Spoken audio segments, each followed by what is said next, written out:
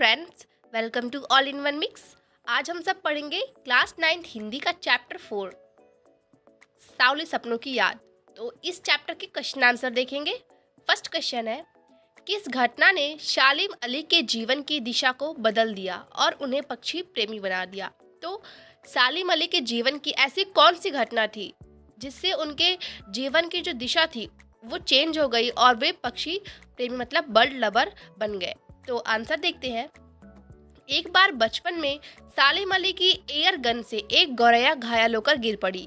तो सालिम अली की जो एयर गन थी, बचपन में उसी एयर गन से जब वो चला रहे थे, एक गौरैया जो है घायल होकर नीचे गिर गई। इस घटना ने सालिम अली के जीवन की दिशा बदल दिया। वे गौरैया की देखभाल, सुरक्षा और खोजबीन में जुट गए। उसके बाद उनकी रुचि पूरे पक्षी संसार की ओर मुड़ गई और वे पक्षी प्रेमी बन गए। नेक्स्ट क्वेश्चन देखते हैं। सालिम अली ने पूर्व प्रधानमंत्री के सामने पर्यावरण से संबंधित किन संभावित खतरों का चित्र खींचा होगा कि जिससे उनकी आंखें नम हो गई थी? तो सालिम अली ने, जो हमारे पूर्व प्रधानमंत्री थे चौधरी चरण सिंह, उनके सामने ऐसा पर्यावरण से संबंधित ऐसा कौन सा जो चित्र है वो प्रस्तुत किया जिससे उनकी आंखें जो है आंखों में उनके आंसू आ गए थे? तो आंसर देखते हैं। सालिम अली ने पूर्व प्रधानमंत्री चौधरी चरण सिंह के सामने पर्यावरण से संबंधित संभावित खतरों के विषय में बताया होगा कि रेगिस्तानी हवा की झोंके केरल की साइलेंट वैली में परिवेश को बदल डालेगी। तो साइलेंट वैली क्या है? साइलेंट वैली जो है ना, एक वाइल्ड लाइफ सेंचुरी है जो केरला में स्थित है। यदि ऐसा हुआ तो वहां रहने वाले असंख्य पक्षियों के जीवन को खतरा उत्पन्न हो जाएगा। तो साइलेंट वैली जो है ना, एक वाइल्ड लाइफ सेंचुरी है। इसमें काफ़ी सारे जानवर जो है वो होते हैं, ठीक है। इसमें काफ़ी सारे पक्षियों भी है। तो उन्होंने बताया कि यहाँ पर जो है हमारे पर्यावरण से संबंधित यहाँ पर खतरा मंडरा रहा है, जिससे जो उसमें पक्षियाँ हैं उनके जीवन को खतरा है, अतः उसके बचाव के उचित प्रबंध किए जाए। सालिम अली के प्रकृति और पक्षी प्रेम को देखकर ही प्रधानमंत्री की आंखें नम हो गई। नेक्स्ट क्वेश्चन देखते हैं। लॉरेंस की पत्नी फ्रीडा ने ऐसा क्यों कहा होगा कि मेरी छत पर बैठने वाली गौरैया लॉरेंस के बारे में ढेर सारी बातें जानती होगी? तो जो लॉरेंस की जो वाइफ है फ्रीडा, उन्होंने बोला कि मेरे छत पर जो बैठी हुई गौरैया है ना, वो लॉरेंस के बारे में मुझसे कहीं अधिक जानती है। तो उन्होंने ऐसा क्यों कहा? आंसर देखते हैं। लॉरेंस की पत्नी फ्रीडा जानती थी कि लॉरेंस को गौरैया से बहुत प्रेम था। वे अपना काफ़ी समय गौरैया के साथ बिताते थे, उनके साथ व्यतीत करते थे। गौरैया भी उनके साथ अतरंग साथी जैसा व्यवहार करती थी। उनके इसी पक्षी प्रेम को उद्घाटित करने के लिए उन्होंने यह वाक्य कहा था। नेक्स्ट क्वेश्चन है, इसमें आपको स्पष्ट करना है कि आप इन शब्दों से क्या समझते हैं। फर्स्ट है उसमें, वो लॉरेंस की तरह नैसर्गिक जिंदगी का प्रतिरूप बन गए थे। तो यहाँ पर नैसर्गिक का मतलब होता है प्रकृति की हर तत्व, ठीक है। चलिए आंसर देखते हैं। हर कण की तरह स्वाभाविक होना।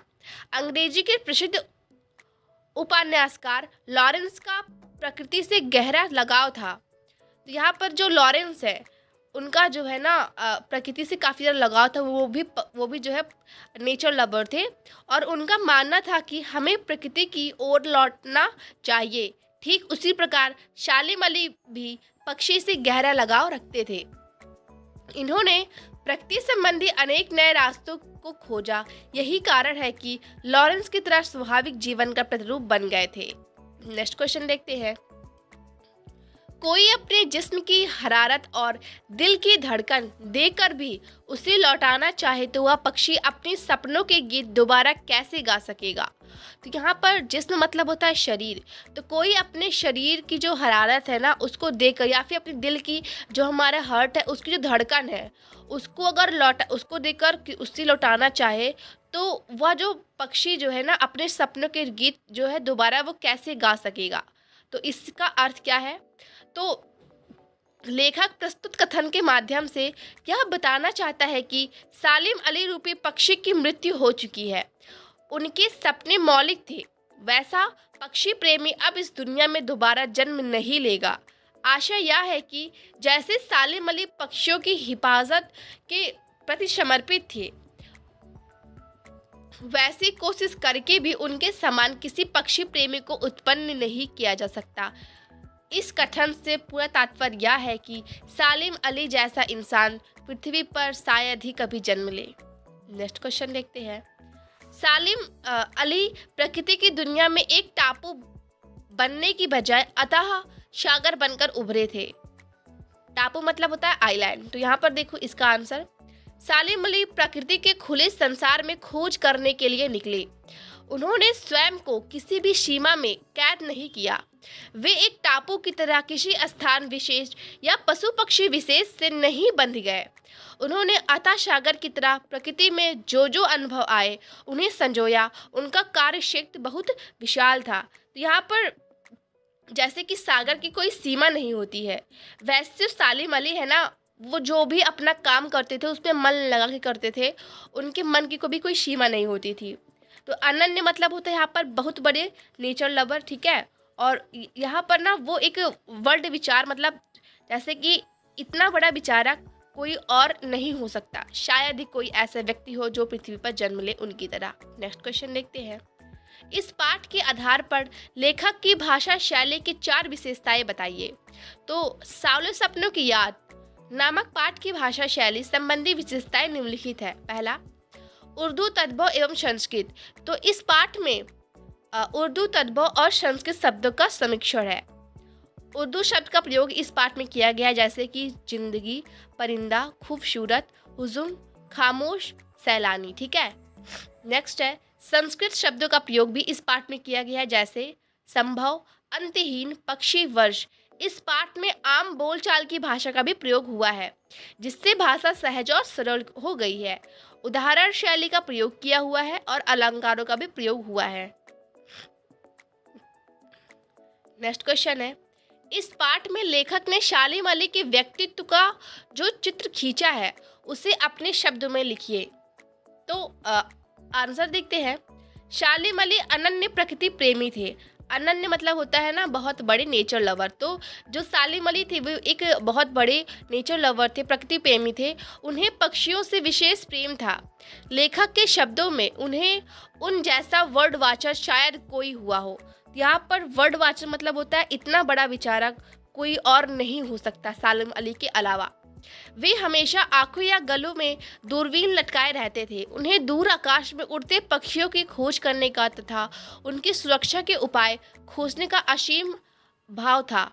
व्यवहार में वे इतने सरल, सीधे और भोले भाले इंसान थे कि जटिल आदमी हैरानी में पड़ जाता था कि क्या यही आदमी प्रसिद्ध पक्षी प्रेमी सालिम अली है। वे बाहरी चकाचौंध से दूर रहते थे। नेक्स्ट क्वेश्चन देखते हैं। सावले सपनों की याद शीर्षक की सार्थकता पर टिप्पणी कीजिए। तो आंसर देखते हैं। सावले सपनों की याद एक रहस्यात्मक शीर्षक है।